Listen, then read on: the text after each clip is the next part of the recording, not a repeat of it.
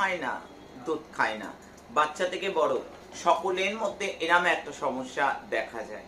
আর জিমের যে প্রোটিন, ডিম না খেলেও যারা খাবে নবরত্ন পাউডার, দুধ খায় না যে ভরপুর ক্যালসিয়াম, সেই ক্যালসিয়াম পূরণ করবে কি মা রূপময়ী নবরত্ন পাউডার।